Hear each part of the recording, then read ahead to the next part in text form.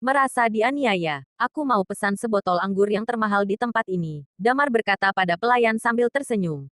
Pelayan itu terheran untuk sementara, kemudian berkata padanya, Pak, anggur yang termahal kita berharga 1 miliar. Wendy yang duduk di sebelahnya tertegun. Tidak lama kemudian, sebuah senyuman tipis telah muncul di wajahnya. Dia sama sekali tidak suka pada Joseph.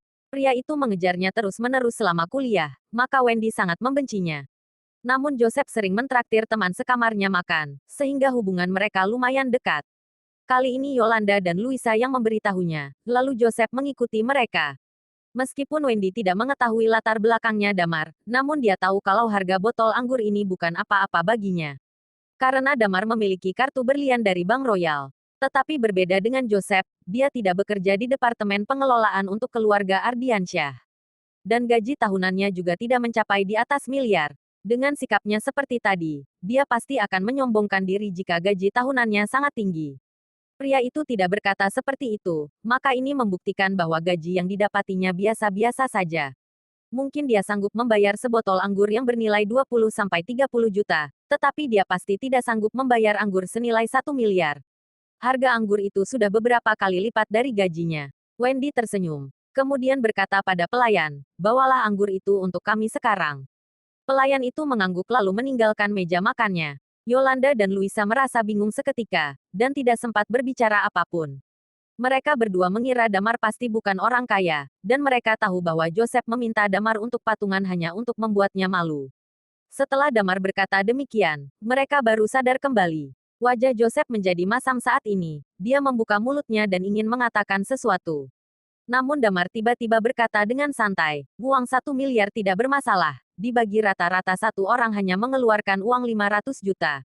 Apakah kamu tidak sanggup membayar? Damar mengerutkan bibir dan membalas perkataan Joseph barusan. Mendengarkan apa yang dikatakan Damar, dia merasa tenggorokannya tercekik olehnya. Dia ingin sekali untuk menolak tetapi dia merasa terlalu memalukan jika dia melakukan ini. Joseph tiba-tiba mengingat kalau Wendy dan Damar mengendarai taksi untuk datang ke sini. Dan pria ini tidak terlihat kaya karena pakaiannya begitu murahan. Dia menggigit giginya dan menatap kepada Damar. Kamu tampaknya bukan orang kaya juga. Apa kamu dibiayai oleh Wendy? Dan menggunakan uangnya untuk pamer. Dia cukup tahu tentang latar belakangnya Wendy. Alasan mengapa dia mengejar Wendy, tidak hanya karena gadis itu sangat cantik, tetapi juga karena kekayaan keluarganya. Jika dia berhasil mendapati gadis itu, maka dia tidak perlu bekerja lagi selama hidupnya. Ada kemungkinan besar kalau Wendy yang membayar biaya sebotol anggur ini. Wendy melirik Joseph, lalu berkata dengan pelan. Pertama, Damar sendiri sudah lebih kaya daripada ayahku. Kedua, tidak apa-apa kalau menggunakan uangku untuk membayar. Aku yang bersedia memberi uang padanya. Memangnya apa urusanmu? Wajah Joseph menjadi kaku. Dia memandang Damar dengan kesal. Jika dia benar-benar kaya, mengapa dia naik taksi bersamamu? Dan pakaiannya begitu payah. Wendy langsung mengerutkan bibir, memangnya semua orang bergaya sepertimu. Selalu menyombongkan dirinya, memamerkan gaji yang sebenarnya sedikit. Sementara mereka berbincang, pelayan sudah membawa sebuah anggur dan menghampiri mereka. Setelah sampai di mejanya, dia bertanya dengan sopan, Pak, karena botol anggur ini lumayan mahal, jadi harus membayar terlebih dahulu. Setelah itu, kami akan segera menyajikannya. Damar melirik Joseph dengan senang. Dia mengeluarkan kartu berliannya dan menyerahkan pada pelayan itu, oke. Kemudian dia mengeluarkan ponselnya untuk mengecek bukti pembayarannya. 500 jutanya sudah terbayar, katanya dengan santai. Joseph merasa gugup setelah melihat Damar menggunakan kartu banknya sendiri, dan kartu itu bukan pemberian Wendy. Pada saat ini, dia merasa sangat menyesal. Dia tidak menyangka Damar akan berlaku seperti itu. Karena Yolanda dan Luisa memandang padanya saat ini, dia hanya bisa berkata, uangku sudah tersimpan untuk rencana finansial, jadi aku tidak membawa uang tunai yang banyak. Damar tertawa, lalu dia berkata padanya, aku mengira kamu memiliki harta miliaran lebih berdasarkan sikapmu tadi. Joseph tidak melanjutkan perkataannya. Dia telah dipermalukan kembali olehnya, dan dia ingin sekali untuk kabur dari tempat ini. Begini saja, Damar memandangnya sambil tersenyum. Ini adalah usulanmu untuk patungan, dan aku juga setuju membayar setengah darinya. Anggurnya pun telah dibuka sekarang, maka kamu harus membayar juga. Kamu membayar sebisamu dulu, sisanya merupakan utangmu kepadaku, kamu harus membayar utangmu suatu saat nanti. Joseph tidak berani berkata apapun lagi. Dia langsung mentransfer uang sebanyak 100 juta pada Damar, dan membuat bukti utang sebanyak 400 juta.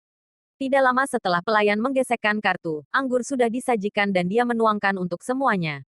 Wendy mengangkat gelasnya dan berkata pada yang lain, bersulang untuk pertemuan kita. Karena uangnya sudah dibayar, Joseph tidak bisa berbuat apa-apa lagi. Dia mengangkat gelasnya juga dan meminumnya. Namun dia tidak merasa anggur ini enak dan bahkan rasanya sangat pahit. Dia harus membayar 500 juta. Uang sebanyak itu adalah gaji dia setengah tahun. Dia tidak berhasil pamer dan malah menjebak diri sendirinya. Damar merasa sangat senang ketika dia melihat ekspresinya itu. Setelah memakan sebentar, Joseph merasa terlalu malu untuk bertetap di tempat ini. Dia berpura-pura menerima telepon, lalu berkata pada yang lain bahwa dia harus pergi karena ada urusan di perusahaan. Yolanda dan Luisa merasa bingung, kemudian lanjut mengobrol dengan Wendy. Mereka berdua sering melirik ke arah Damar secara diam-diam. Mereka sedikit penasaran tentang pria ini. Tidak lama setelah makan siang, mereka berpamitan duluan karena harus lanjut bekerja nanti sore. Setelah temannya pergi, Wendy langsung tertawa dan berkata, Damar, apakah kamu melihat ekspresi Joseph tadi? Hahaha, lucu sekali. Dia sendiri yang pamer duluan, aku juga tanpa daya, kata Damar sambil menghela napas. Kemudian, dia berkata lagi sambil tertawa, oh ya, barusan kamu bilang kalau kamu bersedia memberikan uang untukku. Bagaimana kalau kamu menggantikan uang 500 jutanya? Bah, Wendy mengerutkan bibir, lalu dia berkata lagi, tadi kamu membayar demi aku, berilah rekening bankmu, aku akan mentransfer uangnya. Melihat gadis itu begitu serius, Damar tertegun sebentar lalu meraba kepalanya dengan intim, aku hanya bercanda denganmu. Wendy pun terkejut, kemudian wajahnya memerah dan dia bergegas melepaskan tangan Damar. Dia berlari ke samping dan berkata, kamu jangan macam-macam. Damar memegang hidung dengan canggung, lalu tertawa, baik, lalu apa yang kamu? Sebelum dia menyelesaikan kata-katanya, sebuah mobil balap telah berhenti di samping restoran. Dua orang berjalan turun dari mobil balap tersebut. Salah satu dari kedua orang itu adalah Tom, dan satu lagi adalah seorang wanita yang cantik. Wanita itu mengenakan dandan yang medok, dan postur badannya sungguh bagus.